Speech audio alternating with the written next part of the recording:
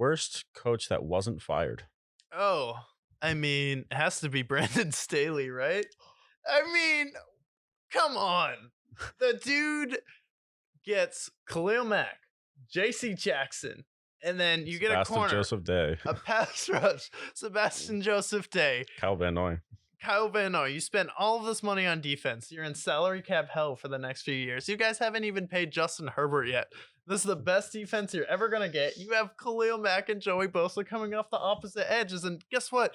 Oh, you're a defensive coach. That's what they brought you there for. Like, we have Justin Herbert. So let's make sure we don't get murdered. The defensive Sean McVay, they deemed him. Yeah, just remember the defensive Sean McVay, they deemed him. It's like, all right, how about we don't get murdered?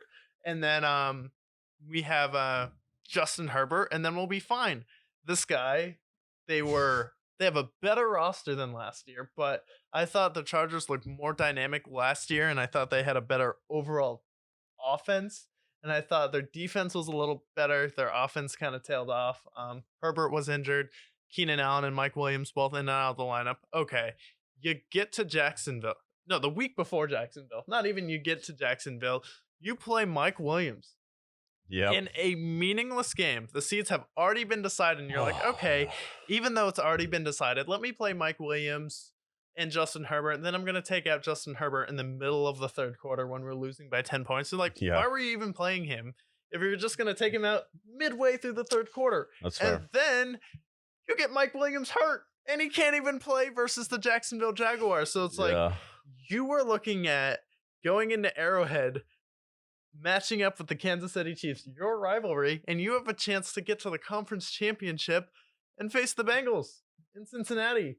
And then Justin Herbert, Joe Burrow, we thought it was going to be Josh Allen and Patrick Mahomes. Maybe this is the next rivalry.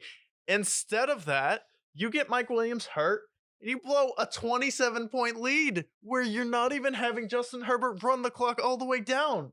I mean, Justin Herbert snapping it with 20 seconds on the play clock. Like, hello, it's the third quarter. Hello, it's the fourth quarter. Time is your friend. Let's milk the clock all the way down. It's not like we're worried about their pass rush. You blew a 27-point lead. Come on. How is he not the worst coach that didn't get fired?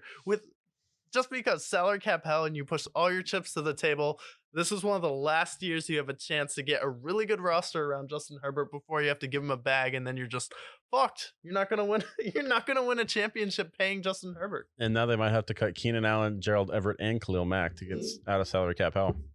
Yeah, and then boom, there you go. You can't compete. Yeah, but I think this one, my selection for why this is the worst coach to be fired. The coach itself deserves to be fired because of how much they underperformed this year and made some really questionable calls. But I think this is more on the team itself. I have Josh McDaniels. I think it's hilarious. I agree. First of all, earlier in the season, whether it be my fault or not, I saw that the Raiders, who were 9-8 with Rich Bisaccia and a bunch of drama around John Gruden, I'm like, oh, they're going to trade for Devontae Adams. They're going to sign Chandler Jones on that defense that was already good with Max Crosby, who's an absolute menace to society. He's a monster. At least on the football field. For everyone who's like, oh, he said he was a menace to society, but he's a really good guy. That's not what I'm saying. Not what I'm saying. I'm saying he's a monster on the field. Anyways, they get Devontae Adams, who me immediately. Yeah, I'm like, dude, they signed Devontae Adams. Devontae Adams, who #1 receiver in the league, many could argue. I'm like, oh, those guys are going to be great. Nope. They end up being 6-10. He makes a bunch of terrible calls. He's the only coach in the league that loses to an ESPN analyst. Embarrassing. So then...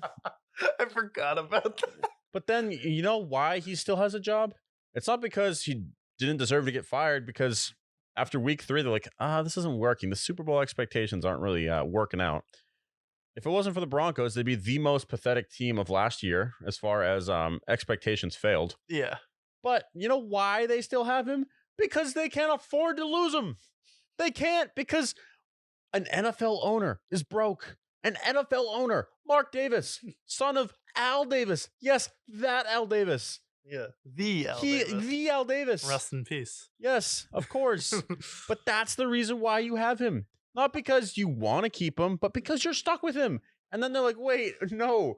Not the quarterback that was with the John Gruden shit, and then along with all the other trauma that the Raiders have gone through the last decade with Derek Carr, They're like, no, we're going to pick the guy who drafted Tim Tebow with his first pick as a coach.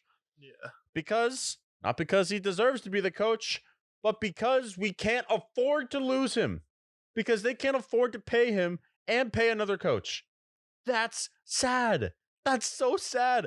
Think about how big the NFL is and the fact that they have billions of dollars. How can anybody fail as an NFL coach? How can you be the owner of an NFL franchise that's worth billions of dollars and be broke? How? Explain to me. Show me the numbers. The numbers, Mason. What do they mean? Tell me. Because you're an NFL team. You're the Oakland. You moved to Vegas for them. You built a new stadium and you can't afford to fire a head coach. Are you kidding me? That's why it's the most embarrassing.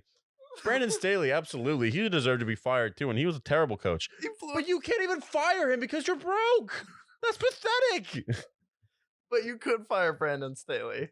It's on the table. They even floated it around too. They're like, depending on how he plays against the Jaguars, we'll consider firing Brandon Staley. It's like, we only lost by 6, so I guess we have to keep him. yeah, So stupid. yeah. So that was our first pick.